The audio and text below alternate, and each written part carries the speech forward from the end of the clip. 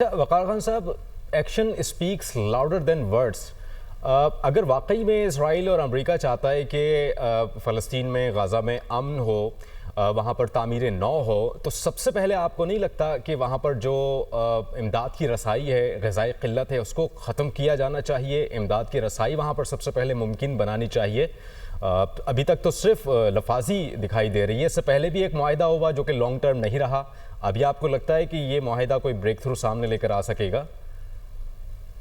Ji 100% I agree with it. लेकिन देखें, चीजें बड़ी चेंज हुई हैं। मिडल ईस्ट में आप देखें जो पावर शिफ्ट हुआ, स्पेशली जो पाक सऊदी डिफेंस एग्रीमेंट हुआ, इसका भी बहुत बड़ा इम्पैक्ट आया। बिकॉज अमेरिका ने भी रियलाइज किया कि अगर इसराइल को प्रेशराइज नहीं किया जाता और इनको टेबल पे नहीं लाया जाता तो फिर American credibility in the middle east is threatened.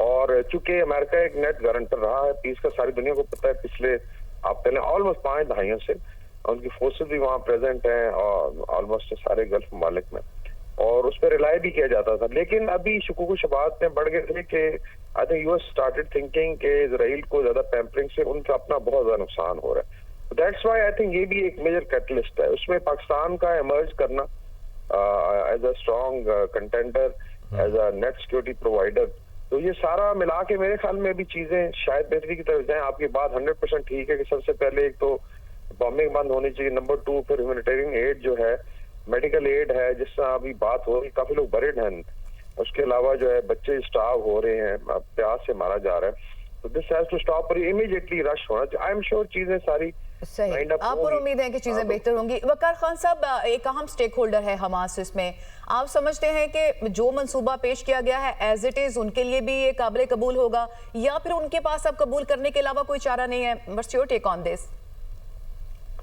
I think दोनों चीजें हो सकती हैं। अगर आप डिमिलिटराइज करते हैं जोन को, तो उसमें दोनों जो मुतहारिब बड़ी फोर्सेस हैं, अगर फलस्तीन को देखा जाए, गाजा स्ट्रिप को और इजराइल को, तो दो आई वुड से फोर्सेज हैं जो लड़ रही हैं। तो उन दोनों को आपने, जैसा यूएन की आपने देखा इंटरवेंशन होती है, तो उसमें से दोनों साइडों को आई थिंक न्यूट्रलाइज करके या उनको एग्जिट कराया जाता है और फिर फोर्सेज अंदर मूव करती हैं।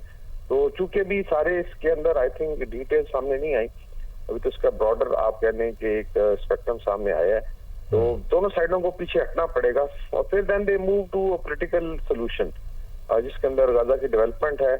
और फिर आई एम श्योर जो 2 स्टेट सोल्यूशन की भी बात हो रही है, काफी सारे जो ममालिक ने फलस्तीन को भी रिकग्नाइज भी कर लिया है, तो शायद चीजें उस तरफ भी जाएंगी और गाजा जो है वो एक लैंड ऑफ पीस के तौर पे, डिस्पाइट की जितनी ट्रेजेडी हुई है, ये सामने आएगा। लेकिन मेरे ख्याल वेस्ट बैंक को जो है, जो भी ऑटोनॉमी की बात हो रही है वो दी जाएगी। लेकिन आई थिंक इसमें भी थोड़ा वेट एंड वॉच करना पड़ेगा, बिकॉज बड़ी दफा जो मायदे वायलेट भी हुए हैं, बिकॉज सेंसिटिविटी बहुत ज्यादा है। लेकिन मेयर फैक्ट के अगर सीज फायर होता है और फोर्सेस दोनों पीछे हटती हैं, तो उसके अंदर फिर एक फोर्स की आई थिंक गुंजाइश इंशाल्लाह